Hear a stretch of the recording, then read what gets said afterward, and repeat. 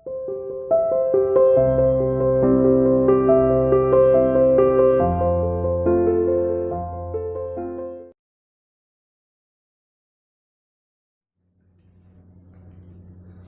to CR International School online classes. Hello students, our today's topic is remaining part of magnetic quantum number and spin quantum number. तो जैसे बेटा आपको याद हो बेटा हमने मैग्नेटिक क्वांटम नंबर में मतलब क्या पढ़ा दिया आपको, और मैं कोशिश करता हूँ कि हर क्वांटम नंबर में आपको ये पढ़ाता हूँ. जैसे प्रिंसिपल क्वांटम नंबर में कुछ इश्यूज आए, ठीक है नहीं, वही स्पेक्ट्रम के रिगार्डिंग कि लाइन जो लाइन स्पेक्ट्रम थे उसके अंदर छोटी छोटी लाइन के अंदर फाइन लाइन्स मिली. तो वो फाइन लाइन्स क्यों मिली, तो पता चला कि जो एक एनर्जी लेवल होता है उसकी एनर्जी भी छोटे छोटे, मतलब उसमें पाए जाने वाले इलेक्ट्रॉन जो होते हैं वो मतलब जो एक न्यूक्लियर से एक डिस्टेंस पर जितने भी इलेक्ट्रॉन हैं, तो कुछ इलेक्ट्रॉन तो उसी एनर्जी लेवल पे घूमते रहते हैं, है ना, उसी पाथ पर सेम.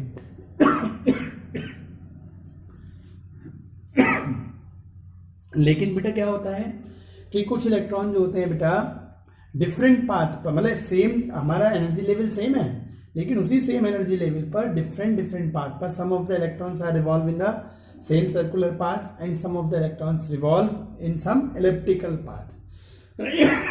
तो इस तरीके से बेटा हमारे पास क्या था कि एक नया सबशेल का कॉन्सेप्ट आया एजीमुथल क्वांटम नंबर के थ्रू, और फिर वहां से फिर आगे कुछ क्या प्रॉब्लम आई थी आप याद करो कि वहां पे ये आई कि जब हम कोई मटेरियल है जो स्पेक्ट्रम सोर्स है ना, अगर हम उस पर कोई एक्सटर्नल मैग्नेटिक फील्ड लेके आते हैं तो स्पेक्ट्रम लाइंस का स्प्लिट कर जाना इन डिफरेंट डायरेक्शंस. ये स्प्लिट क्यों कर गई, इज इट क्लियर? तब वहां पर इसको खोजते खोजते हमें पता चला इस बात के आंसर में कि सब्सटेंस जो होता है एक खुद की मैग्नेटिक फील्ड रखता है, मैं नहीं, और वो क्यों रखता है याद करो, मैंने उसके लिए आपसे बोला भी था, थोड़ा डिफाइन भी किया था और थोड़ा ये बताया था कि वही चीज आगे हमारे स्पिन क्वांटम नंबर का बेस बनेगी. तो आज हम वहां पे भी जाएंगे लेकिन पहले मैग्नेटिक को ओवरऑल लेता है. तो जो एक सब्सटेंस भी जो होता है इलेक्ट्रॉन जो घूमता है बेटा उसकी वजह से क्या, मतलब कोई भी चार्ज पार्टिकल है ना, क्योंकि चार्ज कोई भी सब्सटेंस है अगर उसमें इलेक्ट्रॉन है तो वो चार्ज रखता है, तो वो इलेक्ट्रिक फील्ड रखता है, और इलेक्ट्रिक फील्ड अगर बार बार बदलती है बेटा बहुत तेजी से तो वो एक मैग्नेटिक फील्ड प्रोड्यूस करती है. तो एक मैग्नेटिक फील्ड सब्सटेंस की तरह थ्रू प्रोड्यूस होती है और एक मैग्नेटिक फील्ड क्या होती है बेटा एक्सटर्नल आपने लगाई. क्लियर है? तो इनकी वजह से क्या हो जाता है जब ये दो मैग्नेटिक फील्ड आपस में मतलब आप अट्रैक्ट भी कर सकती है, रिपेल भी होती है, मतलब तो इनकी वजह से क्या होता है कि जो हमारी स्पेक्ट्रम लाइंस होती हैं वो क्या कर जाती हैं बेटा, स्प्लिट कर जाती है. Is it clear? तो हमारा इस तरीके से बेटा क्या होता है, ये मैग्नेटिक क्वांटम नंबर का आया. लेकिन यहाँ पर एक मैग्नेटिक क्वांटम नंबर के लास्ट पॉइंट जो हमारे लेना है बेटा, एक वो जो रह गया था वो ध्यान से देखिए. याद करिए जैसे पहले शुरुआती प्रिंसिपल क्वांटम नंबर से हमें क्या मिला कि एक ही एनर्जी लेवल पर पाए जाने वाले सभी इलेक्ट्रॉनों की एनर्जी आपस में क्या होती है, इक्वल होती है. शुरू में हमें प्रिंसिपल क्वांटम नंबर से ये कॉन्सेप्ट आया. फिर उसके बाद क्या आया कि नहीं ऐसा नहीं है, एक एनर्जी लेवल पर पाए जाने वाले सभी इलेक्ट्रॉनों की एनर्जी आपस में बराबर नहीं होती. एक ही एनर्जी लेवल पर पाए जाने वाले सारे इलेक्ट्रॉन जो डिफरेंट पाथ में घूमते हैं, है ना भाई, एक पाथ पर पाए या घूमने वाले जो इलेक्ट्रॉन है उनकी एनर्जी तो क्या हो सकती है, सेम हो सकती है. आगे पॉइंट समझ में? तो कहने का मतलब देखो, चाहे हमारे पास अगर मैं इनको इलेक्ट्रॉन के बेसिस पर समझाना चाहूँ तो वो देखो आप क्या करोगे बेटा कि हमारे पास जैसे के शेल है, शुरुआत में तो प्रिंसिपल क्वांटम नंबर थी जिसे के, एल, एम और एन, ठीक, ये हमारे पास प्रिंसिपल क्वांटम नंबर बने एन बराबर 1, 2, 3, 4 इस टाइप से. तो इसमें हमारे पास याद करो मैंने प्रिंसिपल क्वांटम नंबर के टाइम्स में बता ही दिया था कि ये 2n स्क्वायर के अकॉर्डिंग हमें पता चल गया था फर्स्ट शेल में कितने इलेक्ट्रॉन्स होते हैं हमारे पास, है ना, 2 इलेक्ट्रॉन्स होते हैं. इसमें क्या होते हैं, 8 होते हैं. इसमें मैक्सिमम कितने आ सकते हैं, 18, 32. याद आ गया आपको बेटा? अब यही जो के शेल है बेटा, इसके अंदर एस और पी हमारे पास क्या होती है, सब शेल्स होती हैं. क्लियर? पहली शेल में केवल जब पहली शेल है तो उसमें सब शेल भी एक, जो दूसरी शेल है उसमें सब शेल 2. क्लियर? हमारे पास जो थर्ड शेल है उसमें सब शेल भी क्या होंगी, 3 होंगी. और जो फोर्थ शेल है मतलब जो सेल का नंबर होता है वही उतनी ही नंबर ऑफ सब शेल्स मिलती है. ये बात हम पढ़ा चुके हैं आपको. तो अगर के शेल में बेटा जो 2 इलेक्ट्रॉन मिल रहे हैं तो इसका मतलब वो 2, जब वो देखा इन लोगों ने बेटा स्पेक्ट्रम्स के थ्रू एनर्जी के बेसिस पर, है ना, एंगुलर मोमेंटम्स के बेसिस पर, जब इन्होंने क्या कंक्लूजन निकाला कि दोनों पाथ के एंगुलर मोमेंटम सेम था, एनर्जी सेम थी, इसका मतलब क्या है कि दोनों सेम पाथ में घूम रहे हैं. फिर इसी बेसिस पर इन्होंने क्या पाया कि जो सेकेंड एनर्जी लेवल पर 8 इलेक्ट्रॉन है ना, 2 इलेक्ट्रॉन्स की एनर्जी आपस में सेम मिल रही है, बचे हुए 6 के आपस में सेम मिल रही है, तो इसका मतलब क्या है, वो 6 सेम पाथ पे होंगे। आगे समझ में? तो इस तरीके से इन्होंने कंक्लूजन निकाले कि एस में हमारे पास क्या है, 2 इलेक्ट्रॉन्स हैं, है ना, और बचे हुए जो 8 के 2, तो यहाँ के 6 क्या है, एनर्जी लेवल, मतलब एक ही एनर्जी लेवल पर इनकी एनर्जी अलग मिली, इनकी कुछ इलेक्ट्रॉन्स की ये मिली, कुछ की इसके हिसाब से मिली, तो जिनकी ये आपके 2 के इलेक्ट्रॉन के आपस में इक्वल मिली वो एस के हो गए। Is that clear? इस तरीके से 18 में भी इन्होंने क्या पाया, 2 इलेक्ट्रॉन्स के आपस में सेम है, 6 इलेक्ट्रॉन की, सॉरी 2 है आपके पास, हाँ 6 इलेक्ट्रॉन की आपस में सेम है, और बचे हुए जो 10 इलेक्ट्रॉन है उनके आपस में सेम है। तो देखो वही एजिमुथल क्वांटम नंबर वाला क्या कॉन्सेप्ट आया कि एक ही एनर्जी लेवल पर पाए जाने वाले इलेक्ट्रॉन्स की एनर्जी डिफरेंट हो सकती है, क्योंकि वो डिफरेंट पाथ पर रिवॉल्व करते हैं। तो जो एक पाथ पे कर रहे हैं उनकी एनर्जी तो सेम हुई, जो इस वाले सेकंड पाथ पे कर रहे हैं वो उनकी सेम हुई, जो उससे अलग पाथ बना उस पे कर रहे हैं एनर्जी लेवल तो सेम है, but total 18 electron different path पर रोटेट कर रहे हैं, तो डिफरेंट एनर्जी रखते हैं, तो कुछ की आपस में सेम है, उनकी आपस में सेम है, इनकी आपस में सेम है। तो इस तरीके से बेटा इस बेसिस पर उन्होंने एक कंक्लूजन निकाले। क्लियर है पॉइंट? ऐसे जब 32 आए तो इसमें भाई 2, 6, 10 और 14 इलेक्ट्रॉन्स की आपस में सेम मिली। तो इस तरीके से बेटा इन्होंने ये कंक्लूजन निकाले। तो यहां से क्या कंक्लूजन निकला बेटा कि पी सब शेल में पाए जाने वाले जो 6 इलेक्ट्रॉन है, मतलब एक सब पाथ पर जो इलेक्ट्रॉन रिवॉल्व कर रहे हैं उनकी एनर्जी तो आपस में सेम होगी। क्लियर? चलो अब यहीं पे बात करते हैं बेटा कुछ और। ये तो चलो क्या हुई, शेल का पोर्शन हो गया, है ना, ये शेल से हमारे पास क्या आ गया, सब शेल का पोर्शन आ गया। ठीक है बेटा, अब आओ ये सब शेल के पोर्शन आ गए, और सब शेल हमें पता है कि सब शेल फिर क्या होती है कि डिफरेंट डायरेक्शंस में बटे, जैसे ये पी सब शेल है ना, ये क्या होती है, पी एक्स, पी वाई और पी जेड में मिले होते हैं। ठीक है, एस में क्या होता है, वही सेम होता है, एक ही होता है, circular same non directional circular path में रिवॉल्व करते हैं।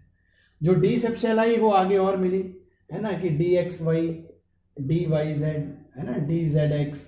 क्लियर? आपके पास D X square dash Y square. Clear है पॉइंट? और आपके पास डी जेड स्क्वायर। तो मतलब जो हमारी पी सब शेल पे इलेक्ट्रॉन मिले वो जब हमने एक्सटर्नल जब पता चला तो कहाँ का 3 एक्स, कुछ इलेक्ट्रॉन एक्स एक्सिस, कुछ वाई, कुछ जेड एक्सिस में स्प्लिट कर गए। तो सब शेल तो यही है, सब पाथ तो वही है, घूमने का पाथ तो वही है, लेकिन वो क्या हुआ, जो distance energy level same, path भी वही सेम इलिप्टिकल, लेकिन कोई एक्स एक्सिस में, कोई वाई एक्सिस में, कोई क्या हो गया जेड एक्सिस में बेटा। Is that clear? तो इस तरीके से हमारे पास क्या निकले, कुछ कंक्लूजन निकालेंगे। तो ये सब शेल पे जो डिफरेंट प्ले एक्सिस में इलेक्ट्रॉन घूमे, तो लेकिन उसका जो पाथ है वो तो सेम है, बस एक्सिस ही तो बदली। यहाँ क्या है, प्लेन में इलेक्ट्रॉन्स घूम रहे हैं। डी सब शेल में क्या होता है बेटा, डिफरेंट प्लेन्स में इलेक्ट्रॉन है, तो वो जो प्लेन है प्लेन बदले, बट जो उसका पाथ है वो तो सेम है, बस वो पाथ कभी भी एक्स वाई प्लेन में हो गया, कभी वाई जेड हो गया, कभी जेड एक्स प्लेन में हो गया। Is that clear? इस तरीके से तो यहां से भी एक कंक्लूजन निकाला गया कि एक सब शेल की जो एक सब शेल जितने बेटा एक्सिस या प्लेन में रोटेट करते हैं इलेक्ट्रॉन्स, तो जो सब शेल हैं जब तक इनमें इलेक्ट्रॉन्स नहीं, मतलब एक्सटर्नल मैग्नेटिक फील्ड का इफेक्ट नहीं आता, तो कहने इनको बेटा बॉक्सेस से भी रिप्रेजेंट किया जाता है। जैसे एस को इस टाइप से बनाया ऑर्बिटल को, अब ये हमारी क्या चलते हैं बेटा, है ना, मैग्नेटिक क्वांटम नंबर से हमें क्या चीज पता चलती है, ऑर्बिटल। तो अब हम मेन उस पॉइंट पे आ रहा हूं बेटा कि जो हमारी मैग्नेटिक क्वांटम नंबर की, जो हमने लास्ट वीडियो में मैग्नेटिक क्वांटम नंबर एक्सप्लेन करे हैं और उसमें जो पॉइंट नहीं बताया था उस पॉइंट पे आते हैं। कहने का एक सब शेल की जो ऑर्बिटल्स होती हैं, क्लियर, जैसे अब ये आई तो यहां पर अगर मैं इसका बनाऊं तो चलो इस टाइप से करता हूं कि हमारे पास मान लीजिए ये 3 ऑर्बिटल्स हैं, इसमें कोई एक पी एक्स होगी, पी वाई होगी, है ना, मान लो P X, P Z, P Y, मैंने कैसे भी लिखो वो बड़ा इशू नहीं है। क्लियर है पॉइंट? इसी तरह इनकी एक ऑर्बिटल्स होंगी डी की, सही है, डी की मान लो 5 ऑर्बिटल्स होंगी, इनमें से कोई आपके पास क्या होगा, कोई डी एक्स वाई होगी, कोई डी वाई जेड, तो 5 ऑर्बिटल्स हैं। तो कहने का ये जब एक सबशेल में पाए जाने वाली जो ऑर्बिटल्स हैं, तो जब तक इनमें इलेक्ट्रॉनों का डिस्ट्रीब्यूशन नहीं है या एक्सटर्नल मैग्नेटिक फील्ड का इफेक्ट नहीं है, तब तक इनकी भी एनर्जी आपस में क्या मिलेगी, सेम मिलेगी। ये पॉइंट हमने लास्ट वीडियो में नहीं बताया था कि जो हमारा एक एनर्जी लेवल पर पाए जाने वाली, अब एनर्जी लेवल क्या हो गया, मान लो एल, क्लियर है पॉइंट, तो बेटा इस एनर्जी लेवल पर आप पॉइंट समझिए, जो हमने लास्ट जो मैग्नेटिक क्वांटम नंबर की वीडियो दी थी और उसमें जो पॉइंट नहीं था जो आज है वो ये कि हमारे पास क्या है, एक सब शेल है उसकी ये 3 ऑर्बिटल्स हैं। क्लियर है पॉइंट कि भाई पी सब शेल में जो इलेक्ट्रॉन है वही हमारे पास एनर्जी लेवल सेम है, सेकंड सब शेल पर है ना, वो सॉरी सेकंड शेल पर है एल पे, उसमें 2 सब शेल है, एक पाथ है एक पाथ है और इस पाथ पे 6 इलेक्ट्रॉन्स हैं। तो लेकिन क्या है बेटा, हमारे पास कहने का पॉइंट ये, और इसमें पाए जाने वाले इलेक्ट्रॉन कुछ एक्स में, कुछ वाई में, कुछ जेड में, और वो बदलते भी रहते हैं अपने डायरेक्शन, स्प्लिट भी करते रहते हैं। Is that clear? तो कहने का मतलब जब तक हमारे कोई एनर्जी लेवल की जो सबशेल होती है और उसकी जो ऑर्बिटल्स होती हैं, जब तक उसमें एक्सटर्नल मैग्नेटिक फील्ड का इफेक्ट नहीं आता है ना, इलेक्ट्रॉन्स की प्रॉपर फिलिंग नहीं है, तब तक किसी एनर्जी लेवल की सबशेल की जो ऑर्बिटल्स हैं इनकी एनर्जी भी आपस में क्या होती है, सेम होती है। और इन ऑर्बिटल्स को हम क्या बोलते हैं, डीजनरेट ऑर्बिटल्स बोलते हैं। अभी देखो डीजनरेट, डी का मीनिंग क्या होता है, उल्टा। जैसे प्रीफिक्स सिखाए जाते हैं जनरेट, है ना, हमारे पास वर्ड क्या है, जनरेट। जनरेट का मतलब जो जनरेट हो चुकी, सही है, जो एक्टिव हो गई, जो वर्किंग में है, सही है, जो इफेक्ट दे रही है। और डीजनरेट मतलब इसका कोई इफेक्ट नहीं। इफेक्ट क्यों नहीं है, कोई इसमें भी इलेक्ट्रॉनों की प्रॉपर फिलिंग और एक्सटर्नल मैग्नेटिक फील्ड की वजह से स्प्लिटिंग नहीं है। तो जब तक बेटा ऐसी ऑर्बिटल्स क्या कहलाएंगी, डीजनरेट। तो आप पॉइंट समझे, क्या पॉइंट है कि किसी भी एनर्जी लेवल की सबशेल की जो ऑर्बिटल्स होती हैं, क्लियर, जितनी भी, अब जैसे डी में 5 है, पी में 3 है, एस में 1 ही है, तो उसकी उस जो सारी ऑर्बिटल्स की भी एनर्जी क्या होती है, आपस में इक्वल होती है, जब तक हम एक्सटर्नल मैग्नेटिक फील्ड के इफेक्ट पे नहीं आते। Is that clear? हाँ, जब उनमें इलेक्ट्रॉनों की फिलिंग हो जाएगी बेटा, क्लियर पॉइंट, और जब बेटा उसमें हमारे पास क्या होगा, और भी मतलब जैसे मैग्नेटिक फील्ड का इफेक्ट आएगा, तब एनर्जी बदल सकती है। इलेक्ट्रॉनों की डिस्ट्रीब्यूशन जब होता है ना, वो डिस्ट्रीब्यूशन पे बेस्ड है कि इन ऑर्बिटल्स में इलेक्ट्रॉनों का डिस्ट्रीब्यूशन किस हिसाब से हो रहा है, और इलेक्ट्रॉनों की डिस्ट्रीब्यूशन के हिसाब से जब इसमें होने लगे तब यही जनरेट करने लगेंगे, और उनकी एनर्जी सेम हो भी सकती है और उनकी एनर्जी आपस में डिफर भी हो सकती है। Is that clear? तो मेन पॉइंट समझे बेटा आप यहाँ पर। तो एक चीज ये थी बेटा। चलो अब हमारे पास, अब वो कैसे डिफरेंट होती है, ये सब आगे के जो लॉ आएंगे, है ना, वो आप हुंड लॉ आएगा, बाउ लॉ आएगा, पाउली लॉ आएगा, उसमें आप समझ पाएंगे। Is that clear?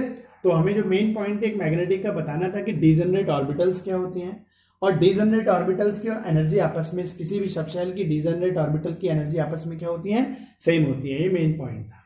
चलो बेटा, आप देखो पॉइंट आता है इस बात पे हमारे पास, जो अगला क्वांटम नंबर है स्पिन क्वांटम नंबर। ठीक है बेटा, तो देखो स्पिन क्वांटम नंबर किस पे जाते हैं, एक्चुअली ये पूरा स्पिन क्वांटम, पहले मैं डेफिनेशन बता देता हूं वो क्या होता है ना, स्पिन क्वांटम नंबर की, और देन वही पॉइंट पे आएंगे कि इनकी चीजों की जरूरत हमारे पास आई कहां से। क्लियर है ना? तो हमारे पास स्पिन क्वांटम नंबर, इसको बेटा एस से, है ना, या मैग्नेटिक क्वांटम नंबर जो एम होता है उसके बेस में एस। जैसे याद करो, हमने एजीमुथल को भी एल से किया था एक रिप्रेजेंटेशन, है ना, और वो सॉरी मैग्नेटिक को एम से किया था और एम के बेस में एल दे दिया था। याद आ गया? तो इस तरीके से एस या एम एस से आता है आपके स्पिन क्वांटम नंबर। तो ये क्या बताते हैं बेटा, देखो जैसे अभी हमने एस, अभी मैंने रफ कर दिया नहीं तो वो उसी में काम आ जाता। जैसे एस सबशेल है, क्लियर, जैसे हमारे पास ये क्या है, सबशेल्स, और इधर मैं क्या बनाता हूं, देखो बेटा, है ना, ऑर्बिटल्स। ठीक है, तो जैसे हमारे पास एस सबशेल है, पी सबशेल है, डी है, और आपके पास एफ है ना, तो हमारे पास आगे और भी हैं, वो हम उनकी पॉइंट बाद में लेंगे। तो एस सबशेल में एक ही ऑर्बिटल है, पी सबशेल में बेटा 3 ऑर्बिटल्स हैं, है ना, जिनको हमने मान लो पी एक्स, पी वाई और पी जेड नाम से है। इसमें ओवरऑल 6 इलेक्ट्रॉन है, इसमें ओवरऑल 2 इलेक्ट्रॉन्स हैं, है ना। डी में जाओगे 10 है, उसमें भी अपने वो आएंगे। Clear point? तो हमारे पास क्या है, एस का तो ऐसे ही रहता है, उसमें कोई इशू ही नहीं है। तो इसमें एक ही ऑर्बिटल है बेटा, तो और एक सबशेल में 2 इलेक्ट्रॉन है, ऑर्बिटल एक है तो दोनों इलेक्ट्रॉन एक ही ऑर्बिटल में होंगे बेटा। यहाँ पर टोटल 6 ऑर्बिटल से सबशेल में, पी सबशेल में ओवरऑल 6 इलेक्ट्रॉन्स है हमारे पास, और उसमें 3 ऑर्बिटल्स हैं। तो ईच इलेक्ट्रॉन्स में, ईच ऑर्बिटल्स में क्या आ जाएंगे बेटा, 2 इलेक्ट्रॉन्स आ जाएंगे। तो भाई 1 ऑर्बिटल में 2, मतलब एक्स एक्सिस में 2, एक्स एक्सिस के अराउंड 2 रोटेट कर रहे हैं, वाई में 2, जेड में 2 कर रहे हैं, फिर ये अपनी डायरेक्शंस बदलते रहते हैं। Is it clear? तो हमारी तरफ से ये पॉइंट है। ऐसे डी में जाओगे तो डी में भी हमारे पास ऐसे क्या है, मान लीजिए 5 ऑर्बिटल्स हैं, तो ईच ऑर्बिटल्स में टोटल डी सबशेल में कितने हैं, 10 इलेक्ट्रॉन्स हैं। तो 5 ऑर्बिटल्स हैं, so that each orbital contain 2 electrons, तो ओवरऑल 10 हो गए बेटा। तो ये पूरी डी सब शेल हो गई और डी सब शेल के पार्ट हो जाएंगे D X Y Y Z Z X वगैरह। तो कहने का मतलब आप ये एक कुछ को अपवर्ड डायरेक्शन में देख रहे हो, कुछ को डाउनवर्ड डायरेक्शन में देख रहे हो। ये क्या चीजें हैं बेसिकली, है ना। और ये कैसे आई चीजें हैं भाई, ये दोनों ऐसे क्यों नहीं हुए, क्लियर है पॉइंट भाई। दोनों एक ही डायरेक्शन में जाते हैं, तो दोनों डाउनवर्ड दोनों अपवर्ड, और ये अपवर्ड डाउनवर्ड क्या बताता है ना। ये क्या चीजें हैं, आज इस पे पॉइंट करेंगे, बात करेंगे, यही स्पिन क्वांटम नंबर पर, ये आए क्यों उसकी बात करते हैं। एक्चुअली याद करो बेटा, हमने लास्ट मैग्नेटिक क्वांटम नंबर जब पढ़ाया था तब हमने ये बताया था कि डायामैग्नेटिक सब्सटेंस, पैरामैग्नेटिक सब्सटेंस, कुछ मटेरियल ऐसे होते हैं जिन्होंने जिंक और आयरन के पीस का एग्जाम्पल लिया था कि जैसे आयरन का पीस होता है उसके पास आप एक्सटर्नल मैग्नेट लाओ बहुत जल्दी अट्रैक्ट होता है, और जिंक का पीस लेके आओ इतने अट्रैक्ट होगा ही नहीं बेटा। तो अलग अलग सब्सटेंस जो होते हैं वो मतलब डिफरेंट सब्सटेंस डिफरेंट अलग अलग बिहेवियर शो करते हैं एक्सटर्नल मैग्नेटिक फील्ड के लाने पर। इसको बोला जाता है मैग्नेटिक मूवमेंट, है ना, ऑफ द सब्सटेंस। तो magnetic movement of the substance क्या है बेटा कि एक्सटर्नल मैग्नेटिक फील्ड के पास में ला किसी सब्सटेंस पर अप्लाई करने पर वो बहुत जल्दी से अट्रैक्ट होती है, नहीं होती है, रिपेल होती है। ये जो उसका बिहेवियर होता है ना, that is called magnetic movement. इसके कई सारे टाइप बने, मेन बने डायमैग्नेटिक और पैरामैग्नेटिक, ठीक है बेटा। और डाई और पैरामैग्नेटिक में फिर आप जब पैरा में गए तो उसके और टाइप बने, फेरो, फेरी, एंटी फेरो, ये आप पढ़ोगे सब प्लस 2 के, मैंने लास्ट वीडियो में बताया था। ये मेजर टाइप सब प्लस 2 की पहली यूनिट में आएंगे बेटा, इज इट क्लियर। तो अभी हम बात लेके चलते हैं बेटा किस पॉइंट की, कि हमारे पास क्या कंडीशन है कि ये कैसे पता चला। तो जो मैंने बेटा आपको पॉइंट बताया कि जैसे हर सब्सटेंस में इलेक्ट्रॉन है और इलेक्ट्रॉन चार्ज स्पीसीज है, और इलेक्ट्रिक फील्ड अगर बार बार बदलेगी तो मैग्नेटिक फील्ड प्रोड्यूस होगी। इन्हीं चीजों पे जब आगे गए तो इन्हें क्या पता चला कि बेटा जैसे हमारे पास कोई शेल है, मानो ये पहली शेल ही है, के शेल है बेटा, है ना। मैं के शेल पे एग्जांपल लेके बताता हूँ। अब इसमें 2 इलेक्ट्रॉन मिलते हैं के शेल में, है ना। हमारे पास इलेक्ट्रॉन कितने हैं, 2 ही हैं बेटा, और उसमें वही सेम पाथ पे घूम रहे हैं। तो इसके अंदर जो सब शेल मिली बेटा, हमारे अंदर के जो शेल है, शेल के अंदर बेटा जो सब शेल मिली वो भी क्या मिली, एक ही मिली एस, और ये दोनों के दोनों इलेक्ट्रॉन भी उसी में मिले। और सब शेल के अंदर हमारी क्या होती है बेटा, ऑर्बिटल्स होती हैं, है ना, और वो ऑर्बिटल भी एक ही मिली, और ये 2 इलेक्ट्रॉन भी कहाँ मिले, इसी में मिले। मतलब मैं थोड़ा अभी इस तरीके से समझा देता हूँ, एक ही ऑर्बिटल में घूमते हुए मिले, एस ऑर्बिटल में। लेकिन जब इन पे ध्यान दिया गया बेटा, तो साइंटिस्ट लोगों ने क्या पाया कि भाई देखो ये इलेक्ट्रॉन जो हैं वो न्यूक्लियस के अराउंड तो घूम ही रहे हैं। मान लो ये इलेक्ट्रॉन इधर घूम रहा है, ये इलेक्ट्रॉन इधर भी घूम रहे हैं, न्यूक्लियस के अराउंड तो इनकी एक रोटेशन है ही। जैसे अर्थ की एक रोटेशन सन के अराउंड है, हर प्लेनेट की एक रोटेशन सन के अराउंड है, तो वो रोटेशन तो ये हुई। तो जो हमारे principal quantum number, magnetic quantum number, azimuthal quantum numbers थे बेटा, दैट इज, है ना, depend upon the rotation of the electron around the nucleus in an atom. किसी भी एटम के न्यूक्लियस में इलेक्ट्रॉन जो घूम रहे हैं न्यूक्लियस के अराउंड, और उस टाइम पे उनकी पोजीशन क्या बदल रही है, उनकी एनर्जी क्या बदल रही है, क्या मोमेंटम है ना भाई। अभी देखो जैसे 2 सब पाथ बने, वो भी तो न्यूक्लियस के अराउंड घूमने पे, ये सर्कुलर पाथ या इलिप्टिकल पाथ। या मान लो एक इलिप्टिक सब शेल आया और वो कभी एक्स डायरेक्शन में, कभी वाई में है, कभी जेड में है, तो बेटा ये भी तो क्या है, न्यूक्लियस के अराउंड ही तो इलेक्ट्रॉन घूम रहा है। लेकिन जो मैग्नेटिक बिहेवियर पे जब स्टडी करी सब्सटेंस के, तब इन्होंने क्या पाया कि इलेक्ट्रॉन न्यूक्लियस के अराउंड घूमने के साथ साथ अपनी एक्सिस पे भी घूमता है, जस्ट लाइक अर्थ। जैसे अर्थ अपनी एक्सिस पे भी घूम रही है, अपनी एक्सिस पे घूमने से तो दिन रात होता है, याद आ गया, क्लियर पॉइंट। और जो सन के अराउंड बेटा जो घूम रही है उससे क्या होते हैं, वेदर्स बदलते हैं, मौसम बदलते हैं, पूरा एक साल का जो चक्कर होता है 360, है ना, 365 डेज के अराउंड जो रहता है, एक 24 आवर्स का जो अपने आपस में है, वो क्या है, अर्थ का अपनी एक्सिस पे रोटेशन है, जिससे दिन रात होता है। वही सेम केसेस यहाँ आया कि जब साइंटिस्ट लोगों ने पता किया तो उनको क्या पता चला कि इलेक्ट्रॉन यह घूमते घूमते साथ ही साथ अपनी एक्सिस पे भी घूम रहा है। इसको बोला जाता है स्पिनिंग, समझ में। जैसे इलेक्ट्रॉन कैसे अपनी एक्सिस पे भी घूम रहा है बेटा, और घूमते घूमते वो आगे भी अपनी एक्सिस पे, जैसे मान लो इससे आप समझ सकते हो, इसके इस पे ध्यान देना, ये अपनी एक्सिस पे भी घूम रहा है और अपनी एक्सिस पे घूमते घूमते बेटा सन के अराउंड भी घूमता जा रहा है। आगे पॉइंट समझ में, वो सॉरी न्यूक्लियस के अराउंड भी घूमता जा रहा है। तो इलेक्ट्रॉन में 2 तरह की रोटेशन होती है बेटा, एक तो अपनी एक्सिस पे रोटेशन, जिसकी वजह से वो मैग्नेटिक बिहेवियर वाली पॉइंट्स आए, मतलब मैग्नेटिक वाले बिहेवियर के पॉइंट्स की वजह से ये पता चला कि इलेक्ट्रॉन अपनी एक्सिस पे भी घूम रहा है, that is called spinning. Clear है पॉइंट? कभी ध्यान दें, आपकी वॉशिंग मशीन में दो चीजें होती है, एक वॉशिंग वाला टब होता है और एक दूसरा ड्राई वाला टब होता है। ड्राई वाले टब में जिसमें कपड़े सूखते हैं डालते हैं, उसमें देखना उस पर भी स्पिनिंग लिखा होता है। उसमें भी क्या होता है, वो ड्रम अपनी एक्सिस पे घूमता है बेटा, बार बार, एक बार clockwise anti clockwise, clockwise anti clockwise. आया समझ में? तो इस वो ही सेम चीज यहां पर है। तो जब इन्होंने क्या पाया कि एक ऑर्बिटल में, सिंगल ऑर्बिटल में जो 2 इलेक्ट्रॉन्स मिल रहे हैं, एक की अपनी एक्सिस पे जो रोटेशन है, एक की तो क्लॉकवाइज है। समझा? जैसे क्लॉक होती है आपकी 12 3, तो एक की स्पिनिंग तो क्या मानो आगे तो दोनों ही बढ़ रहे हैं, न्यूक्लियस के अराउंड तो दोनों ही घूम रहे हैं, लेकिन एक की अपनी स्पिनिंग कैसी है, क्लॉकवाइज। और एक इलेक्ट्रॉन घूम तो मान लो इधर की तरफ रहा है, लेकिन उसकी खुद की स्पिनिंग कैसी है, एंटी क्लॉकवाइज। देखो क्लॉक है ना 12 3 6 9, तो इलेक्ट्रॉन एक तो अपनी एक्सिस पे जो घूम रहा है बेटा, है ना, ये मान लो इस हिसाब से घूम रहा है। क्लियर? और दूसरा इलेक्ट्रॉन जो है वो किस हिसाब से घूम रहा है, इस हिसाब से। तो अपनी एक्सिस के जो स्पिनिंग है बेटा, एक ऑर्बिटल में ईच, आपने देखा भाई चाहे पी हो, पी में 3 ऑर्बिटल्स होती हैं, but each orbital of P also contain 2 electrons, मतलब ईच ऑर्बिटल कंटेन 2 इलेक्ट्रॉन, चाहे वो ऑर्बिटल एस की हो, पी की हो, डी की हो, किसी की भी हो। और उसमें जो 2 इलेक्ट्रॉन है वो कैसी फील्ड वो कर रखते हैं बेटा, आपके पास एक अपनी एक्सिस पे एक क्लॉकवाइज डायरेक्शन में घूम रहा है, एक एंटी क्लॉकवाइज।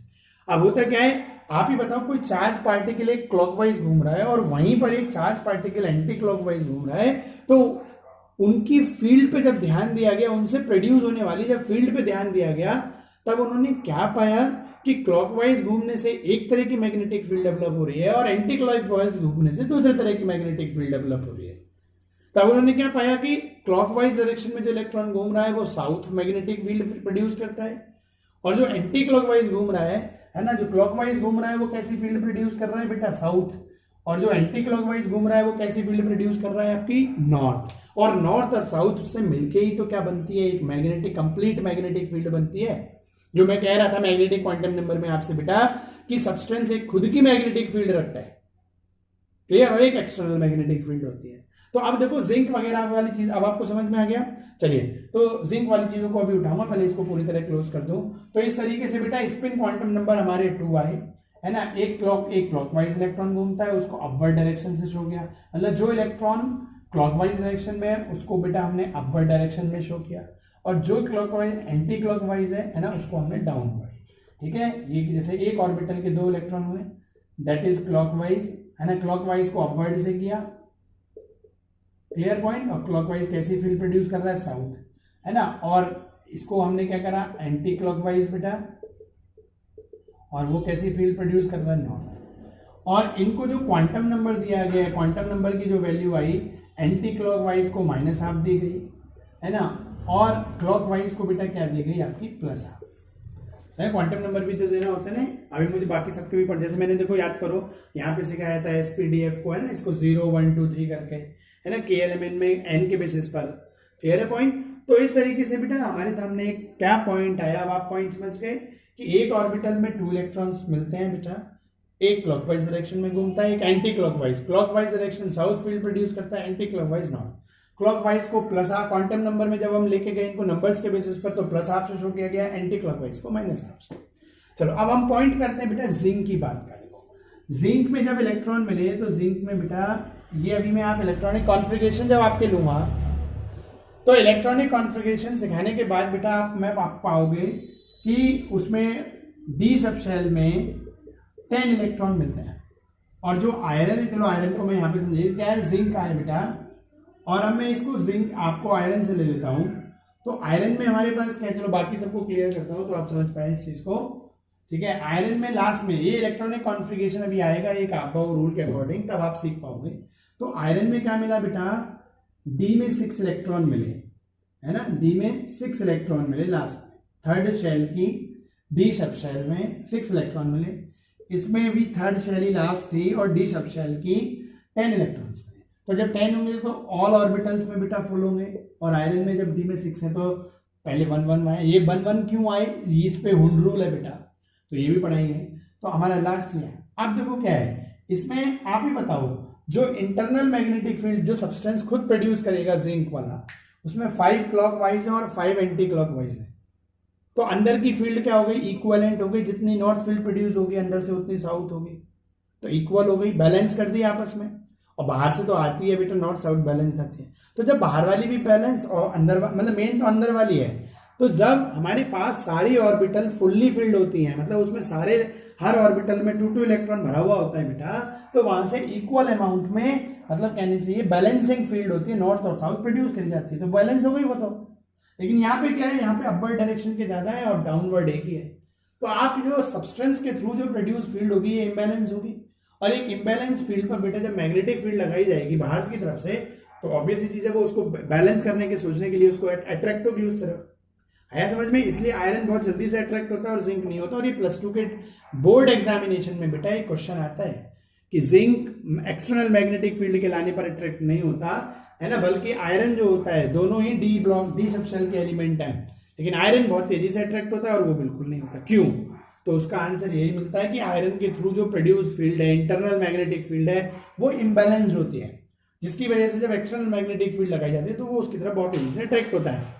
ठीक है बेटा। और जो जिंक है उसके थ्रू जो इंटरनल मैग्नेटिक फील्ड बन रही है वो इक्वल अमाउंट में बनती है, वो बैलेंसिंग हो जाती है, वो कैंसिल आउट हो जाती है, तो एक्सटर्नल मैग्नेटिक फील्ड का कोई इफेक्ट ही नहीं है। आया समझ में? तो बेटा देखो इस तरीके से प्रैक्टिकली हमारे सामने कुछ प्रॉब्लम्स आती हैं, और जब साइंटिस्ट लोग उन प्रॉब्लम्स के रीजंस को ढूंढते हैं तो एक नई थ्योरी बन के तैयार होती है। अब आप देख रहे हो कितनी सारी क्वांटम नंबर कितने इंपॉर्टेंट है, कि आपके पास शेल का कॉन्सेप्ट, शेल में कितने इलेक्ट्रॉन है, सब शेल में कितने इलेक्ट्रॉन है, और सब शेल से फिर ऑर्बिटल का, ये सारा कॉन्सेप्ट बेटा आपको कहां से आया, क्वांटम नंबर से आ रहा है। मैग्नेटिक बिहेवियर आपको क्वांटम नंबर से आ रहे हैं। अब आप सोचो कि बोर मॉडल अगर किसी बच्चे ने पढ़ रखा है तो पूरा का पूरा बोर मॉडल यही तो है। बोर मॉडल ने इन्हीं सारे पॉइंट्स को यूज करके तो जो रदरफोर्ड के मॉडल की ड्रॉबैक दूर करी और अपना एक मॉडल बनाया, वो सब यहीं से तो आया। अब हम आपसे लेंगे बेटा वो जो बार्मर पास्ट टाइम सीरीज, जो पहले इन क्वांटम नंबर्स के कुछ न्यूमेरिकल्स करा दें। अभी तो मैं इन शेल सब शेल को क्वांटम नंबर से रिलेट करा के कुछ क्वांटम नंबर्स के न्यूमेरिकल कराता हूं बेटा, ठीक है, जो पाउली में भी काम आएंगे, हुंड रूल और अब्बाउ रूल को समझने में काम आएंगी ये चीजें, क्योंकि बिना उन न्यूमेरिकल्स के आप अब्बाउ और पाउली रूल नहीं समझ सकते। समझ में आया बेटा? तो नेक्स्ट वीडियो में हम क्वांटम नंबर, इन्हीं सेल सब शेल को क्वांटम नंबर से रिलेट करेंगे, उनको न्यूमेरिकल्स करेंगे, देन उसके बाद दोबारा किस पे आएंगे हम, वो एनर्जी लेवल्स वाले पॉइंट और बोर मॉडल पे आएंगे। पहले बोर मॉडल समझाएंगे, देन जो इमिशन हाइड्रोजन स्पेक्ट्रम का वो लेंगे, देन आपका पाउली, हुंड और अब्बाउ रूल लेंगे। ठीक है बेटा? Okay, thank you.